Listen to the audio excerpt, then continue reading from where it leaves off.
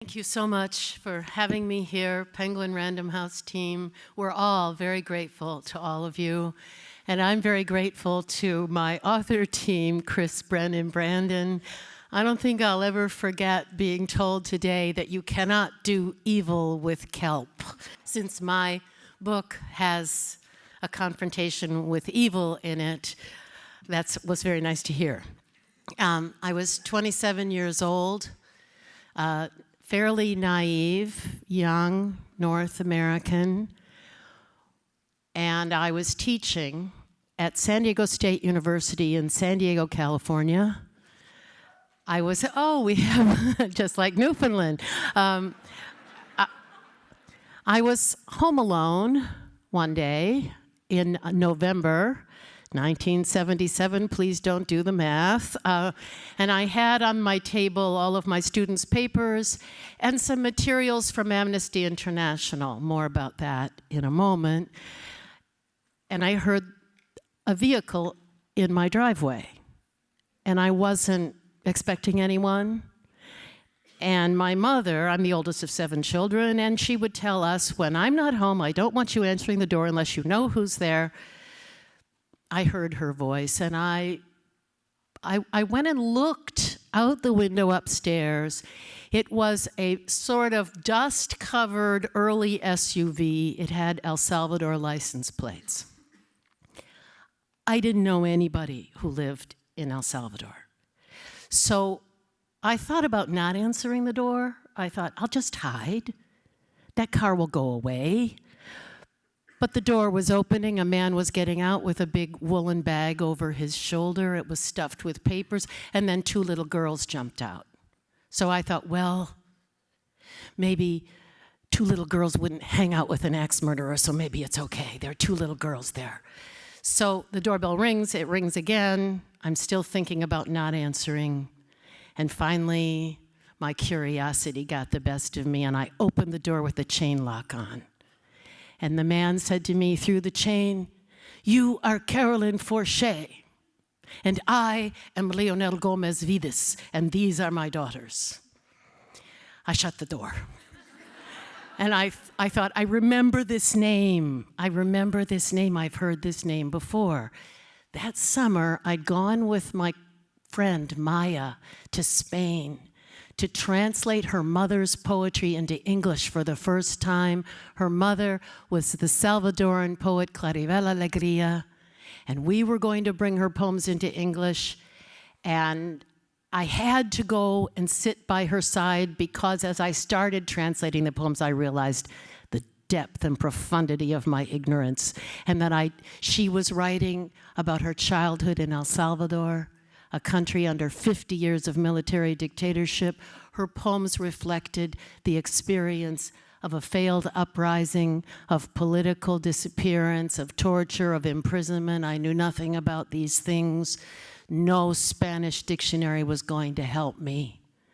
So I'm sitting at her side listening to the stories all summer, and a name comes up: Leonel Gomez Vides, Claribel Alegria's cousin. He was a mysterious guy, very intelligent. He slept on the ground with his motorcycle in his arms. He'd given his land away to the peasant farmers, to the campesinos. He might be with the guerrillas. On the other hand, a lot of people think he works for the CIA. He was a painter, a champion Pan-American motorcycle racer, a world champion marksman, a mysterious figure, and I was intrigued. But every time I asked a question about him that summer, everyone would be quiet. We don't want to talk about Leonel Gomez with the American. So he's at my door. He's behind the front door. So I opened the door, showed him some photographs I had taken that summer in Spain, asked him to identify the people in the photographs. He did it. I opened the door and let him in, and he said, "I like that you checked me out like that. That's very good." And then he looked at my table and he said, "Clear this junk off the table. We have work to do." And I was offended. I said, that's not junk. Those are my students' papers at Amnesty International. He said, yeah, clear it off. So he covered my table with white paper, set a bunch of stuff in the papers and books and pens and everything in the middle. And then he sat down and he said, I have 3 days. I have to talk to you. It's very important. And he said, how much do you know about military dictatorship? That was his first question. I said, I don't know anything about that. And he said, good. At least you know that you know nothing. All right. So he starts talking. He talks for 3 days and 3 nights. The little girls color on the floor. We take them out for hamburgers, all sorts of things, but mostly we talk.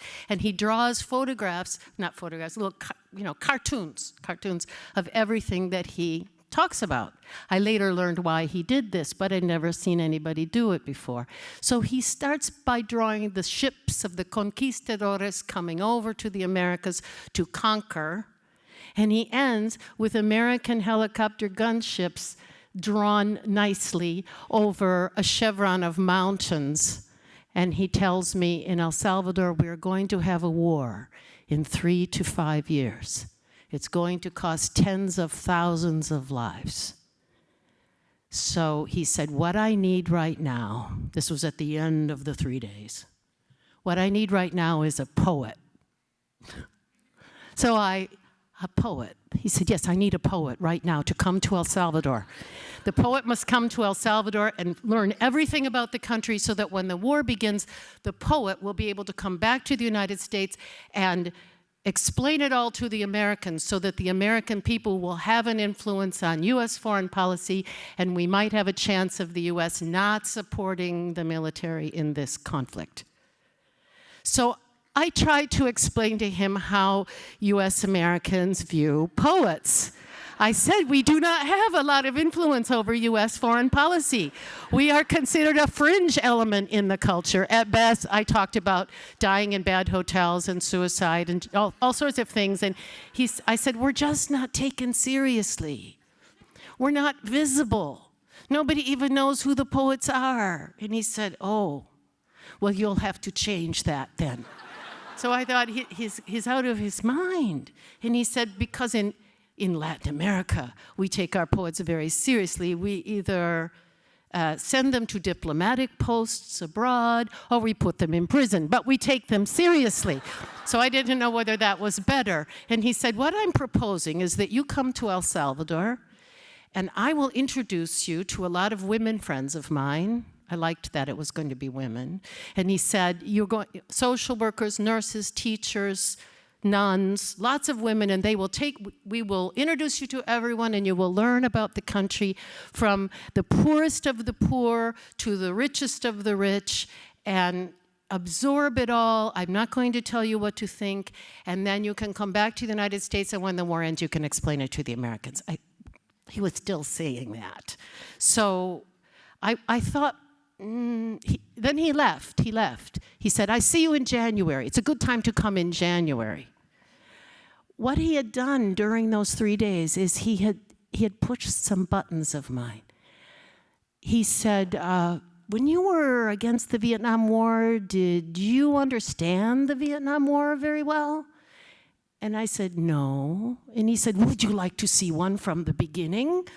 I didn't know what to answer, but then he asked another question that was very important that no one had ever asked me before.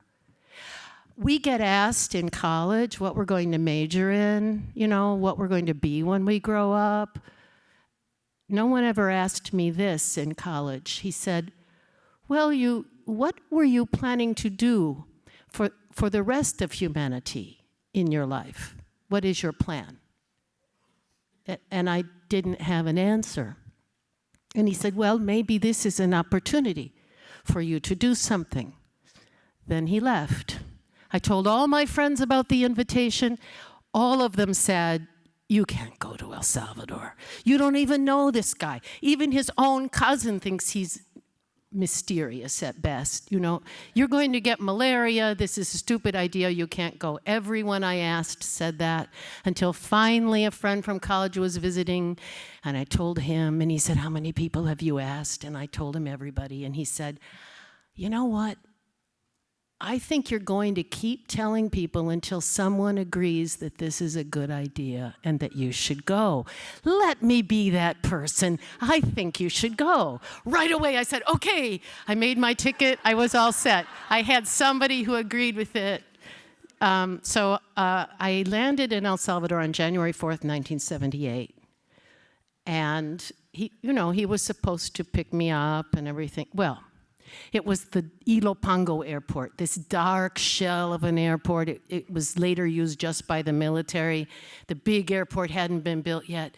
It was late, it was dark. Nobody else was there, everybody had left. They'd gone through my luggage, the soldiers were all over the place.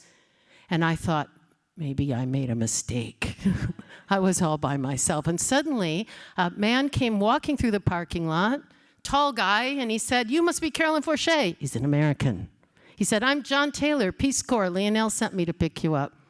So he said, okay. He said, here, put your bag in my truck. We're fine. I'm taking you to see Lionel.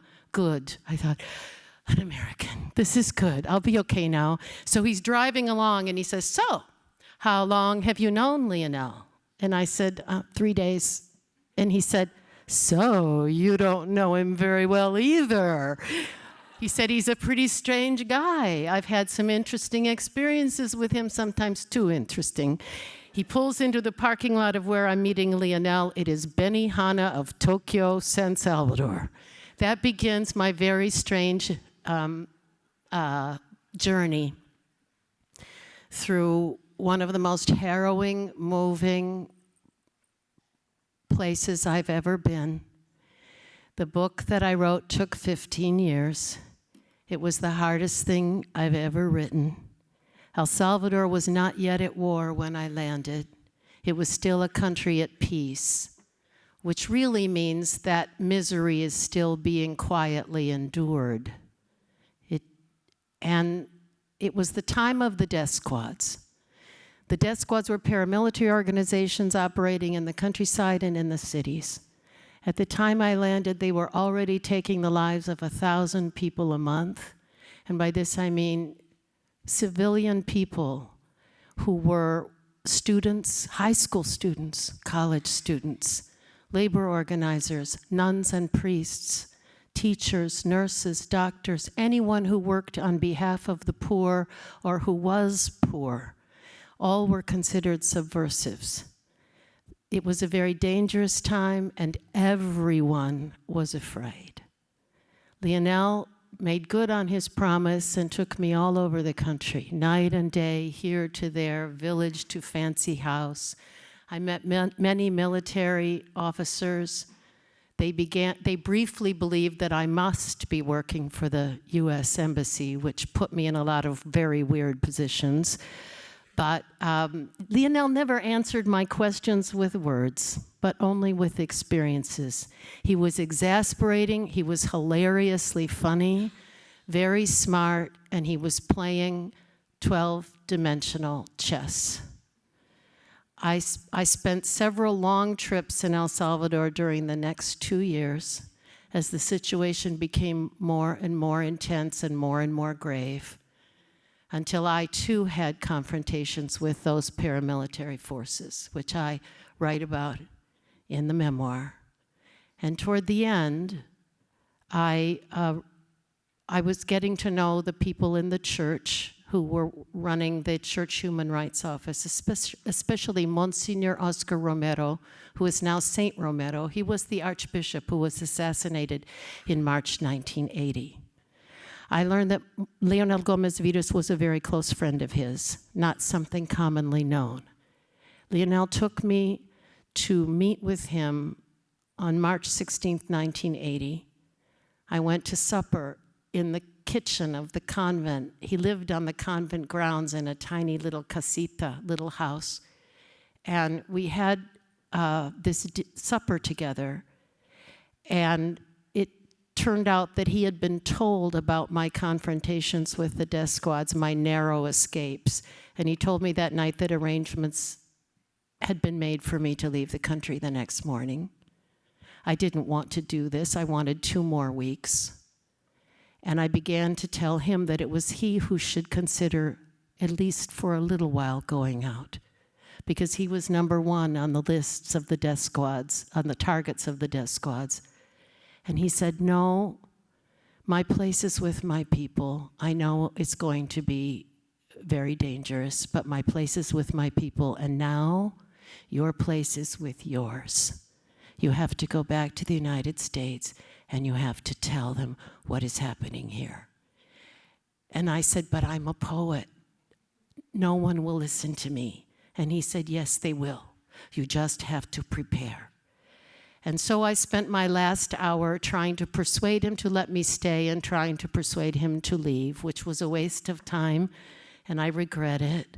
The next morning I left, as he ordered, and the following week he was assassinated while saying Mass in the chapel not 20 feet from where we had our last meeting. Lionel eventually went into exile and became one of the most influential people on Capitol Hill. He was very instrumental in the war coming to an end through peaceful negotiation. And I went back to El Salvador when he died in 2009 and scattered his ashes on the volcano where most of the war he had been trying to prevent was fought. So this is the story.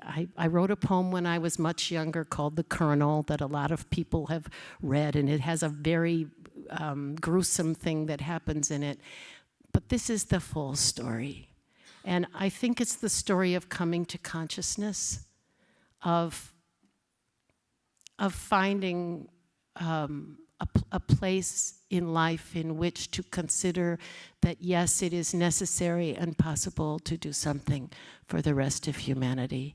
I'm grateful to all the Salvadorans who helped me be educated. I'm grateful for them, those who saved my life.